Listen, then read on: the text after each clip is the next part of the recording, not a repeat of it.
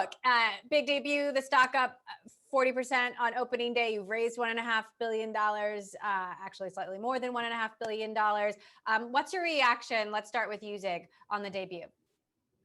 Well, thanks, Emily, and thanks for having us here too. I mean, this is obviously an incredible day, and it's really just another important milestone in the way that we're growing this company and the way that we continue to lead the experience management market. We have over 3,300 employees today that are working across the globe, helping to deliver breakthrough experiences for, as of today, over 13,000 customers that are working with us today.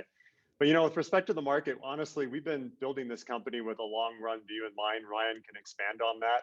But we just don't get caught up in the market. We don't pay attention to what an everyday price will be, even from here and going forward. What we focus on is delivering value for our customers, focusing on the fundamentals that we're focused on, which is experience. The core of experience for businesses matters more than ever now, especially in ever more dynamic markets. We've been through that in the history of this company.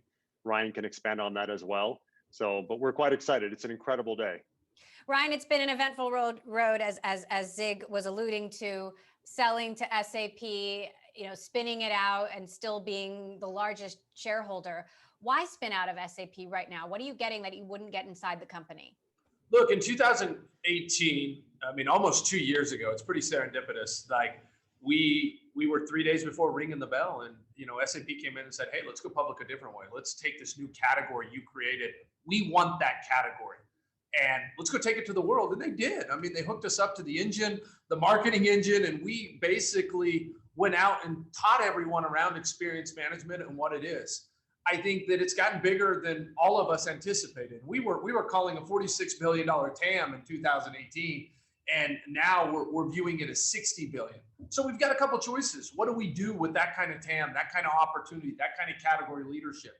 Do we invest in it? How do we keep a team together? How do we attract the top talent? And we all decided together that the best move would be to keep our relationship and our partnership together, but also spin out to have our own independent balance sheet so that we can invest and grow. And that's been the premise of all of this. And it's really that simple.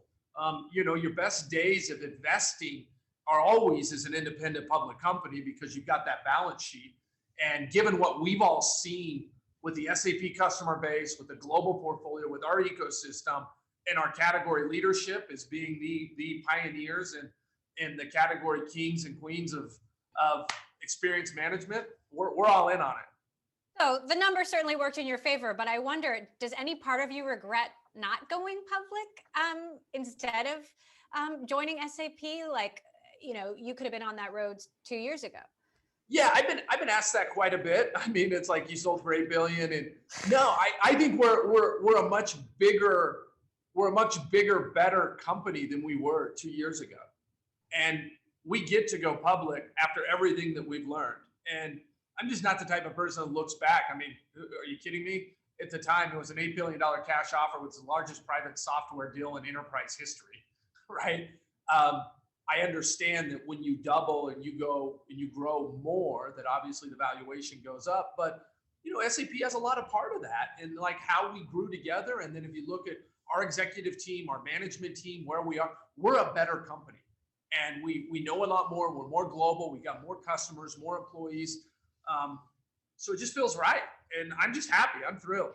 Does going public help you compete with the likes of Salesforce better? I mean, obviously Salesforce is getting bigger. Mark Benioff, I've spoken to him many times. He's very colorful and very confident about their ability to compete. How does being public help with that?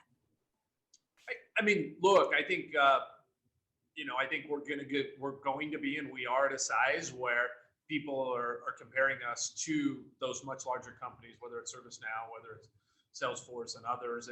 But look, we've got to grow into that. And time's interesting, right? I think if you would have told us 3 years ago that we would have been in this spot and this is where the landscape would be, I will tell you one thing: experience is at the forefront of every CEO's mind.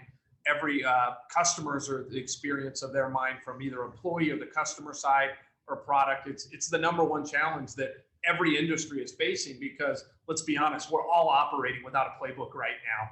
And not having a playbook, Qualtrics adds the data that you need to know where to go.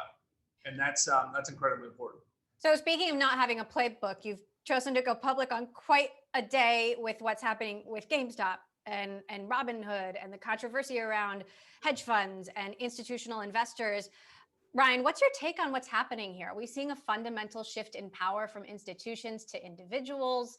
And is that dangerous, or how do you view that trend? Well, look, I mean, we chose to go public in 2018 when we were the only show on the road in 2018. We knew that when we were coming out, coming into this, filing with an election, post-election, we're in the middle of a pandemic. I mean, look, we built this for 20 years, and we truly want to focus on building a long-term company. I think this shift back to retail or to individuals has been happening for a long time.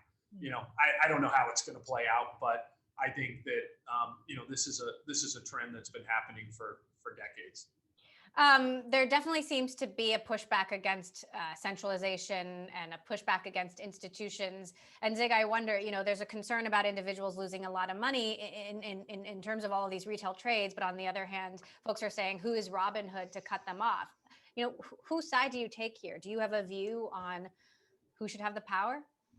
You know, look, we're not really getting caught up in the market, and frankly, when you look at some of the market dynamics that are taking place today, I mean, there's just a different set of dynamics that are, you know, probably representative dynamics that took place 10, 15 years ago. But if you look at the fundamentals of what we do and what we're focused on, which is experiences, it's becoming the new currency of business. And you know, if you look at tech and how people are trying to get close to become more personal to their customers, more engaged with their employees, what we're finding is that there's a significant market opportunity here. And we think that a lot of investors see the fact that we're building this company for the long run.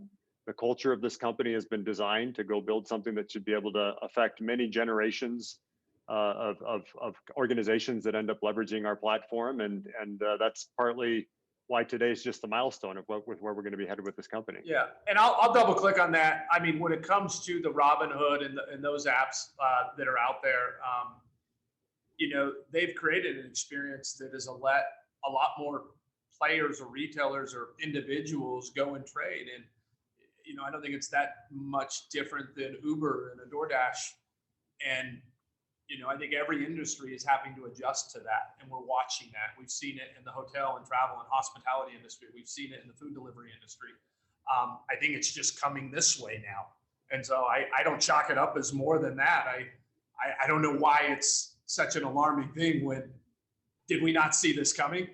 Right. And maybe some of the tactics are under question, and that's what it is. But, you know, there's entrepreneurs sitting around the world everywhere trying to disrupt an old experience. And if companies who are playing in that space don't design and improve that, then here we are.